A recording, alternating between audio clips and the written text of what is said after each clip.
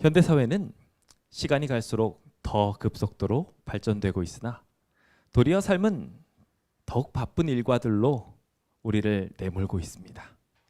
심지어 노는 문화에서까지 바쁜 현대인들, 그들의 삶은 결국 매일의 일과 속에 무언가를 포기하고 버릴 수밖에 없는 그러한 선택 속으로 강요받으며 살아가게 될 수밖에 없지요.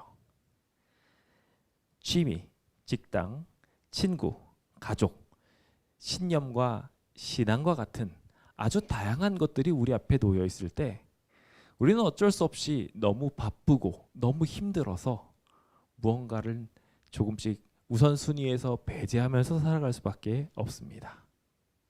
자, 여러분들 삶에서 하나 둘 필요 없는 것을 제외해 본다고 생각해 봅시다. 여러분은 무엇을 버리시겠습니까? 여기 참 재미있는 실험이 있습니다. 먼저 자신이 소중하다고 생각하는 것을 선택하게 한 후 뒤이어 지난 한 주간을 어떻게 보내는지를 기준으로 다시 배치해 보라고 했습니다. 즉 시간을 얼마나 많이 들었느냐에 따라서 시간을 다시 배치해 보라고 항목들을 정리하게 하였던 것이죠. 어떤 결과가 나왔을까요? 그 결과는 참 신기하게도 본인이 이것이 더 중요해 라고 했던 것과 정반대인 경우가 더 많았습니다. 신앙을 최우선이라고 말했던 이가 삶 속에서 취미를 위하여 가장 많은 시간을 보내고 있었던 것이지요. 이와 같은 흥미로운 실험은 대부분의 사람들이 일상 속에서 소중한 것 대신에 자기의 가치관과 정반대의 삶을 살고 있음을 시사해주고 있습니다. 실제 삶을 살아가면서 자기가 이거만큼은 포기할 수 없습니다 라고 말했던 것들을 도리어 잃어버리면서 살아가고 있었다는 것입니다. 코로나 이후 세상은 더욱 급격히 바뀌어가고 있습니다. 기존의 낡은 것들을 버리고 새로운 세상에 부합한 것들을 세우라고 많은 문화와 사회들이 강요하고 있지요. 마치 재개발을 하는 것처럼 우리 주변은 새롭게 변화할 준비를 하고 있습니다. 이런 급격한 변화 속에서 여러분의 가치는 잘 지켜지고 있나요? 많은 사람들은 오래된 도시에 재개발을 하게 된다는 이야기를 호재라고 말합니다. 생활 환경이 개선되고 재정적 이득이 생기는 등 많은 사람들이 재개발이라는 단어에 기대감을 같이 섞어 감정을 부풀립니다. 하지만 재개발은 지역사회에 순기능만 주는 것이 아니라 악영향을 남기기도 합니다. 누군가는 정든 터전을 잃어버리고 큰 손해를 보기도 하며 평생의 직장을 잃어버리기도 합니다. 단순히 돈과 편리성만을 생각한다면 이 모든 것들이 좋을 수 있겠지만 잠시 편안해진 그 인생이 돌이킬 수 없이 망가지게 된다면 이것은 좋은 일이라고만큼은 할 수 없을 것입니다. 그래서 이 좋은 일을 계획할 때에는 이것이 영원한 상처가 되지 않을 수 있도록 여러 방벽들을 두고 조심스럽게 접근해 나가야 합니다. 잠깐의 유혹에 일어서는 안 되는 신념을 잃어버리게 된다면 얼마나 손해겠습니까? 광명시는 재개발 이슈의 중심에 서 있습니다. 광명 재정비 촉진지구, 구름산지구에 이어 이제는 광명, 시흥, 신도시까지 광명시 지도를 보면은 산을 둘러싸고 대부분의 곳들이 이미 개발되었거나 개발되고 있는 곳입니다. 광명시가 지금 지가가 올라간 걸로 치면 1등 중에 하나라는 것 알고 계시지요? 정말 대단한 도시에 우리가 살고 있는 것입니다. 코로나 이후 새 시대를 열듯 거의 대부분의 공간들이 새로 가꾸어지고 있는 중입니다. 저는 이 재개발 진행 상황을 보고 있노라면 앞으로 이 광명시가 얼마나 아름답고 멋지게 변해갈까 기대감으로 차게 됩니다. 그런데 그런 한편 걱정이 되기도 합니다. 마치 코로나 이후 시대에 바뀌어진 시대의 현실을 반영하듯 지금 이루어지고 있는 재개발 사업 속에서도 하나하나 안타까운 점들이 보여지기 때문입니다. 지금의 호황 속에 잠재되어 있는 문제들, 그것들을 방치하게 된다면 돌이킬 수 없는 비극이 어쩌면 이 광명시에 찾아오게 될지도 모릅니다. 이 문제를 해결하기 위해서는 해결책이 필요합니다. 그래서 저는 이번 시리즈를 통하여 여러분들과 이 주제를 나누고 생각하기 원합니다. 왜 교회는 여전히 필요한가? 이 주제는 단순히 광명시에 국한된 이야기가 아닙니다. 앞서 말씀드린 것처럼 우리는 코로나 이후 새로운 시대를 만들어가고 있습니다. 그리고 이렇게 세워지고 있는 시대는 현재 우리가 겪고 있는 재개발 현실과 매우 흡사하다 보니 이 재개발이라는 특성을 이용해서 우리 모두가 지금 겪고 있는 이 시대적 특성을 함께 고민해보자라는 의도가 담겨 있는 것입니다. 함께 이 한 주간 고민해 보시지 않으시겠습니까? 우리는 무엇을 새롭게 해야 되고 무엇을 고수해야 할까요?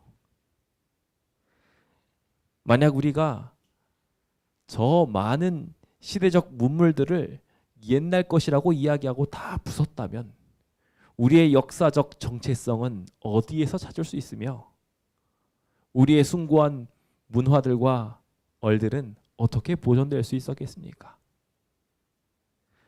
마찬가지로 지금 이 모든 세상을 갈아엎는다 할지라도 여전히 수호되어져야 될 아주 중요한 정신들이 있음을 기억해야 합니다. 세상이 바뀌고 있으나 바뀌지 말아야 할 것이 있습니다.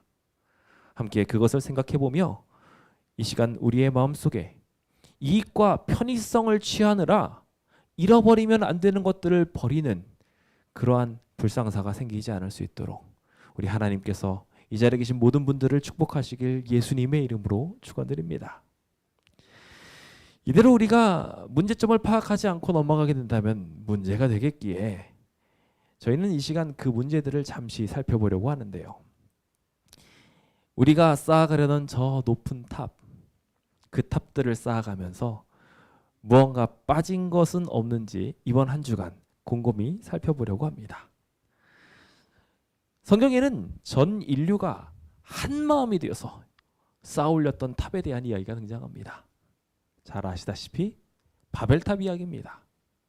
그들은 재앙을 막기 위해서 다시는 인류가 위협을 당하지 않을 거대한 탑을 쌓을 생각을 하였습니다. 이 거대한 도시를 세우는 것에는 분명히 합당한 명분이 있었지요. 다시 홍수가 일어나서 멸망받게 된다면 이거 얼마나 큰 손해야. 마치 재앙을 대비하는 듯한 명분이 그들에게 있었습니다. 그들의 눈에는 사람들이 흩어져 사는 것보다 모여 사는 것이 더 좋아 보였습니다. 마치 현대인들이 거대 도시를 세우면서 우리 주변에 살아갈 만한 충분한 땅이 많이 있음에도 불구하고 모여 사는 일의 편의성을 느끼고 있는 것처럼 말입니다. 또한 모여 사는 것을 통해 그들은 재앙을 피할 수 있을 거라 생각했습니다. 힘을 모으면 많은 어려움이 닥치더라도 극복할 수 있다고 생각하였고 자연이 주는 재앙들도 극복하리라 여겼었지요. 현대인들의 재앙인 질병을 피하기 위해 우리 모두도 상급병원이 있는 이 도심으로 많이들 모여 살고 있지 않습니까? 우리들의 일상이 이렇게 바뀐 것처럼 많은 이들은 모여 사는 것을 통해서 어떠한 이득을 보려고 하는 것을 보게 됩니다. 하지만 이 도시를 세운 이의 속내에는 아주 위험한 사상이 들어 있었습니다. 이 탑을 위대하게 쌓는 것을 통하여 그들은 이름을 남기고 싶었고 그 이름을 남기는 것을 통하여 심지어 신들을 향해서 도전하려는 마음을 가지기도 하였습니다. 그것이 창세기 11장 4절에 나오고 있는 정신입니다. 하늘에 닿게 하여 우리의 이름을 내자고 했던 그들의 이야기는 어쩌면 지금 이 땅에서도 동일하게 이루어지고 있는 욕망들의 그 정신적 배경이라고 할 수도 있을 것입니다. 이것은 결국 죄악과 비극을 불러올 수밖에 없었습니다. 혹시 사피엔스라는 책에 대해서 들어보셨습니까? 농업혁명에 대해서 이야기해주고 있는 책이지요. 유발 하라리는 이 책에서 우리에게 인류의 비극의 시작은 농업혁명부터 시작됐다라고 말하고 있습니다. 도대체 무엇이 그런 일들이 생겨나게 만들었을까요? 농업혁명은 안타깝게도 긍정적인 이야기만이 아닌 불행의 씨앗이 되기도 했습니다. 농업으로 인하여 사람들이 모여 사는 것을 시작했습니다. 이전 채집과 수렵을 하게 되는 시대에는 각 사람들이 자신의 영역을 두고 채집을 할 수밖에 없었습니다. 즉 흩어져서 살 수밖에 없었지요. 그런데 농업이 시작되고 난 뒤 그들은 식량이 풍부해졌습니다. 함께 모여서 살아도 되게 되었지요. 함께 살아보니 좋았습니다. 주변의 맹수들이나 자연 환경을 극복하는 일이 가능해졌습니다. 멀리 채집을 하러 갈 필요도 없어졌습니다. 심지어 농사를 짓고 나니 남는 식량도 생겼습니다.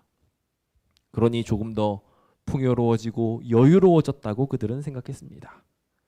만남과 교류를 위해서 멀리 이동할 필요도 없었습니다. 왜냐하면 이미 그들은 함께 모여 살고 있었기 때문이었죠. 이 이야기를 들었을 때 여러분들은 어떠십니까? 농업혁명 좋은 이야기인가요? 다 좋은 이야기처럼 느껴질지 모르겠습니다. 생활이 얼마나 편리해졌어요. 그들에게 있어서 모여 사는 것은 재개발이었고 호재였습니다. 그런데 말입니다.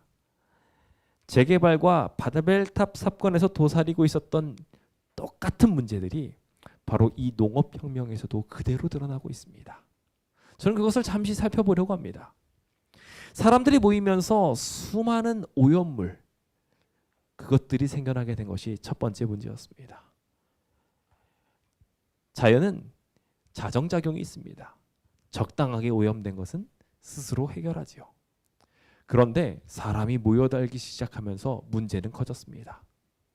인간이 만들어낸 오염물질들이 결국 자연을 파괴하기 시작한 것입니다. 뿐만 아닙니다.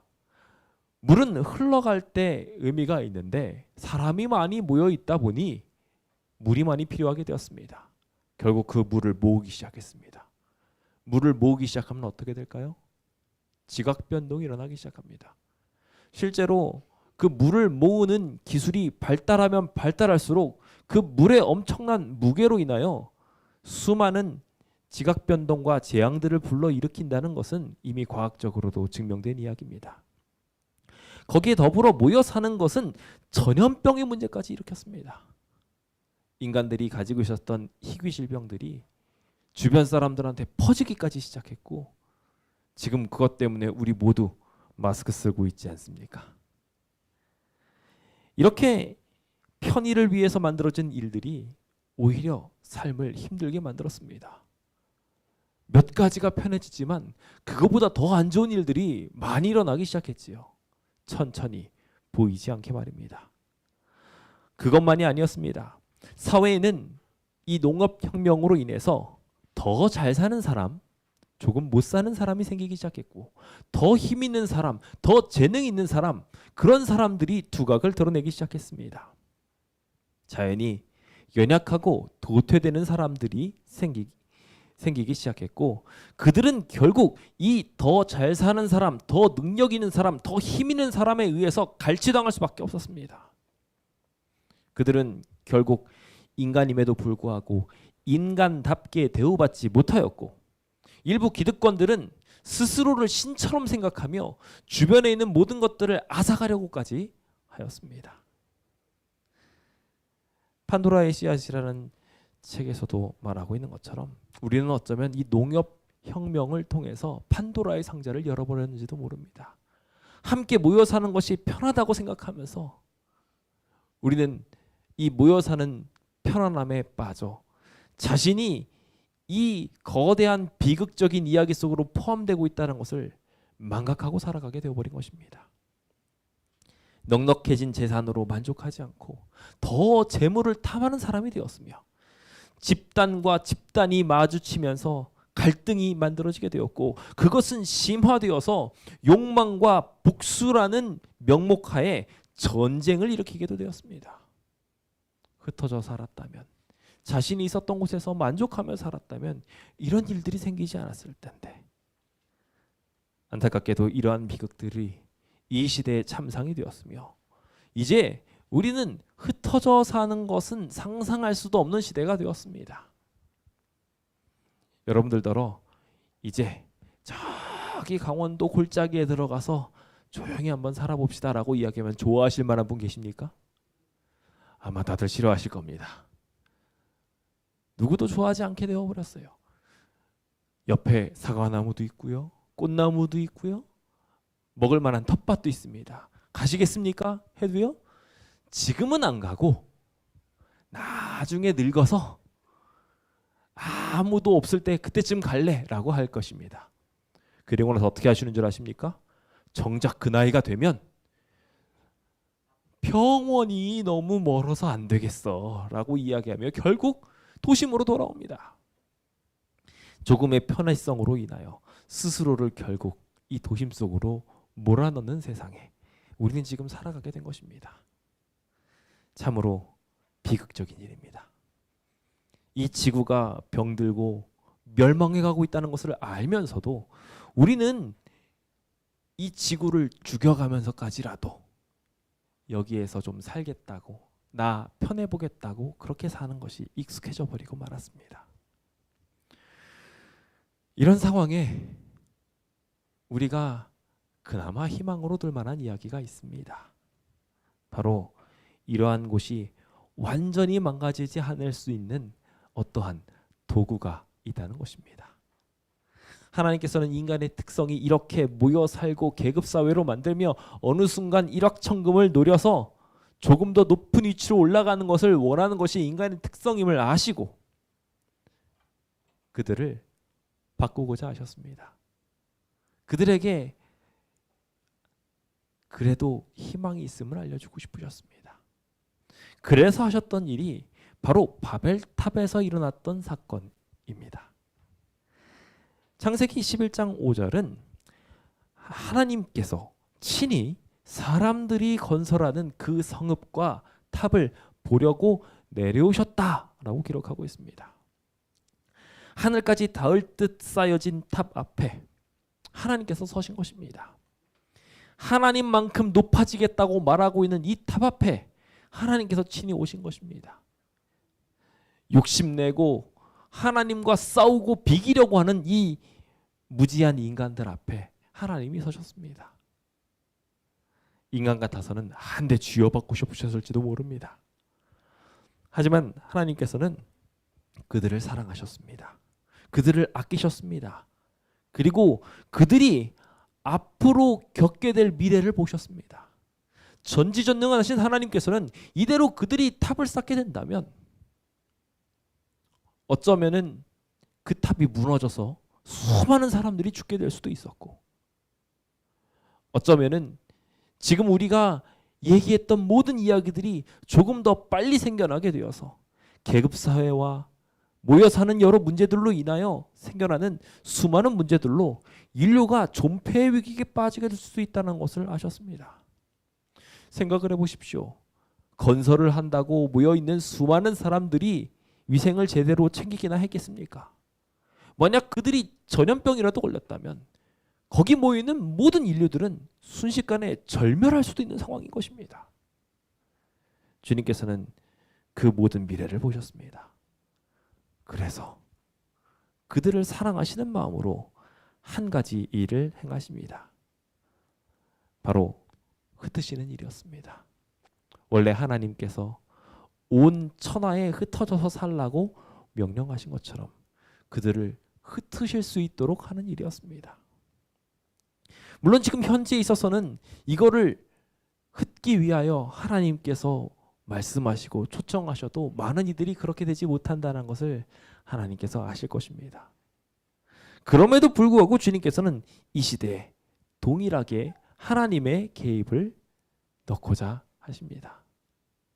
그 개입이 우리의 구원이라는 것을 꼭 믿게 되시길 예수님의 이름으로 축원드립니다. 하나님은 어떻게 개입하실까요? 여기 6절은 이렇게 말씀하십니다. 여호와께서 이르시되 이 무리가 한 족속이요 언어도 하나이므로 이같이 시작하였으니 이후로 그 하는 일을 막을 수 없으리로다. 즉 이 사람의 말이, 생각이, 욕망이 다 하나이기 때문에 더 높은 자리를 탐하며 모여 살기를 바라고 부동산 대박을 노려서 일확천금을 바라고 있는 그들의 허영된 꿈을 하나님께서 아무리 권면하셔도 막으실 수 없다는 것을 아셨어요. 그래서 그들 안에 다른 말을 섞으십니다. 그들 안에 언어를 달리하십니다. 다른 말을 넣으셔서 한 마음이 되어 무너질 성읍을 세우려는 것을 멈추도록 그들의 말, 생각, 꿈을 다르게 갖게 하셨던 것입니다. 그것이 바로 교회입니다. 세상과 함께 살아가기를 바라는 많은 사람들이 멸망을 향하여 달려가고 있을 때 그쪽으로 가면 안 돼요 라고 말하는 세상의 욕망과는 정반대의 이야기할 존재, 새롭게 시대되는 시대에 꼭 필요한 말을 할 교회가 주님의 해답으로 이 도시에 주어지게 된 것입니다. 코로나로 인해 온라인을 통해 더욱 하나가 되어버린 이 시대에는 다른 생각, 다른 마음을 가지고 욕망에 저항하는 사람들이 더욱 더 필요합니다. 또다시 찾아오게 될 재앙을 막을 사람들, 더 나아가 이 재앙의 도시에서 그들을 건져줄 사람들이 필요한 것입니다. 성경은 이 교회를 이야기하며 이 교회가 등경 위에 올라가 비추는 것을 통해서 주변 사람들이 그 빛을 보고 밝게 살아갈 것이라고 말하고 있습니다. 오늘 우리 모든 삶 속에 많은 편의가 필요한 것 분명합니다. 더 좋은 곳, 더 아름다운 곳에서 사는 것 필요할지도 모릅니다. 하지만 여러분들 기억하십시오. 꼭 필요한 것이 더 있다는 것을 말입니다. 교회는 여러분들을 좀 더 오래 행복하게 살 수 있는 비결입니다. 잠시 쾌락을 누릴 수는 있겠지만, 잠시 즐거움을 누릴 수는 있겠지만 결국 그 즐거움의 뒤끝은 세상적으로만 살아갈 때 씁쓸을 할 수밖에 없을 것입니다. 하지만 영원한 행복과 즐거움이 여러분들에게 교회를 통하여 주어지게 될 것입니다. 세상과는 다른 소리, 그 다른 소리를 통하여 여러분들이 멸망의 길이 아닌 영원한 길을 걷게 되시길 간절히 바라면서 첫 번째 강의를 마치도록 하겠습니다. 감사합니다.